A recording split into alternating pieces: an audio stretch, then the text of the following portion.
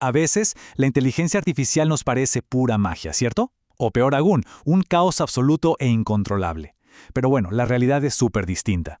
Resulta que la IA está sujeta a una arquitectura oculta, súper estricta, que funciona casi como las reglas de un videojuego muy complejo. Así que en esta explicación visual vamos a decodificar ese código. Arrancamos con una guía moderna de supervivencia para la era digital, ideal para entender cómo la ley atrapa y moldea a la inteligencia artificial sin perdernos en la típica jerga legal aburridísima.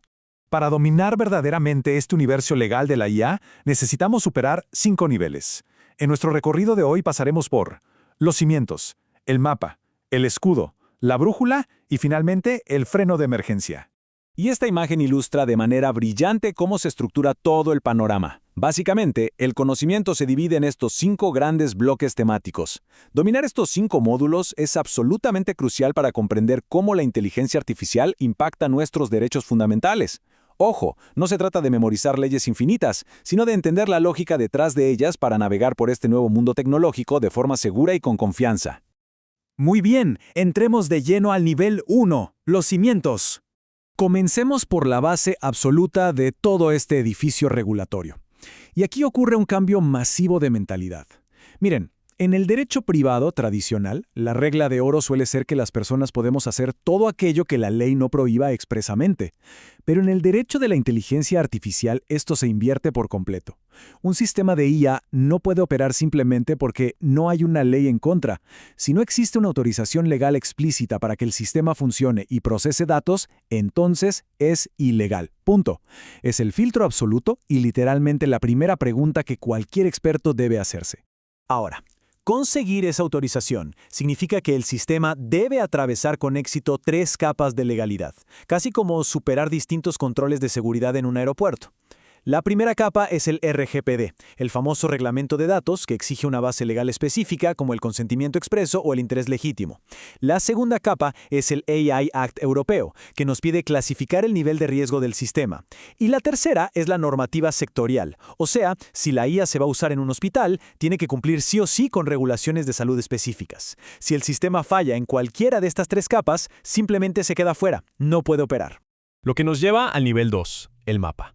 Aquí es donde entra en juego la legislación más comentada del momento, el Reglamento de Inteligencia Artificial de la Unión Europea o AI Act de 2024. Este reglamento funciona literalmente como un mapa cartográfico para identificar los peligros de los algoritmos y divide el mundo en 4 zonas de riesgo. Tenemos los riesgos inaceptables, como los sistemas de puntuación social implementados por gobiernos. Esos están totalmente prohibidos, no hay discusión.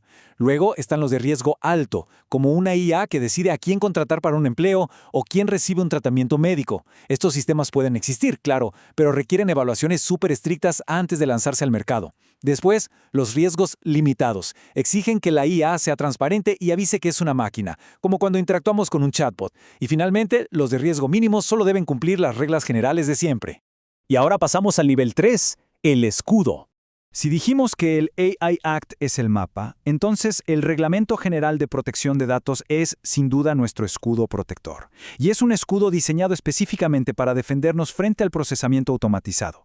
Los artículos 13, 14 y 22 de este reglamento representan el mecanismo de defensa más profundo que tenemos contra la posibilidad de ser analizados, procesados y juzgados exclusivamente por una máquina sin tener idea de lo que pasa. Es la primera línea de choque real entre los derechos humanos y la lógica fríamente técnica de los programadores. Para entenderlo mejor, veamos cómo funciona en la práctica. El artículo 13 entra en acción cuando la IA obtiene la información directamente de la persona, por ejemplo, al llenar un formulario en una app. El artículo 14 aplica cuando la IA saca los datos de terceros, como al hacer un raspado masivo de información en Internet. Y aquí hay un detalle bastante irónico. La excepción principal de este artículo 14 es el famoso esfuerzo desproporcionado. Se podrán imaginar los tremendos dolores de cabeza que esto causa. Los gigantes tecnológicos siempre intentan argumentar que es un esfuerzo desproporcionado avisarle a cada habitante del planeta que sus textos o fotos de Internet fueron absorbidos para entrenar a su modelo. Y por último, el artículo 22 prohíbe de tajo que una decisión importante, digamos que te rechacen un préstamo en el banco, sea tomada únicamente por una máquina sin que un humano real la revise. Bueno, sigamos avanzando. Nivel 4. La brújula moral. Lo que es súper interesante de esta parte es que pasamos de las reglas puramente técnicas a las trampas invisibles. Los principios jurídicos aplicables no son simples reglas de blanco o negro, sino mandatos de optimización. Actúan como una brújula moral general para toda la inteligencia artificial. Destacan cosas fundamentales como la proporcionalidad, la no discriminación y la transparencia. Estos principios exigen que, por más que un sistema de IA sea una maravilla técnica, tiene que alinearse éticamente con los valores humanos. Si no lo hace, simplemente no es legalmente aceptable. El tema de la no discriminación es fascinante, en especial por un fenómeno que llamamos discriminación indirecta.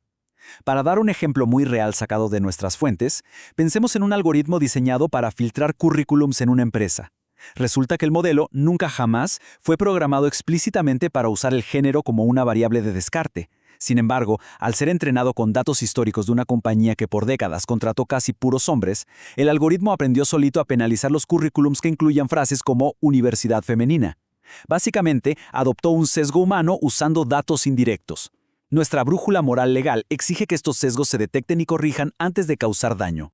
Y muy de la mano con la ética, tenemos la transparencia, que toma forma en lo que conocemos como IA explicable o XAI. La ley dicta de manera firme que una inteligencia artificial no puede ser una misteriosa caja negra insondable. Por ejemplo, si un banco usa un sistema automatizado que decide rechazar una solicitud de hipoteca, la persona afectada tiene el derecho legal absoluto de exigir una explicación clara y comprensible sobre la lógica de esa decisión para poder defenderse.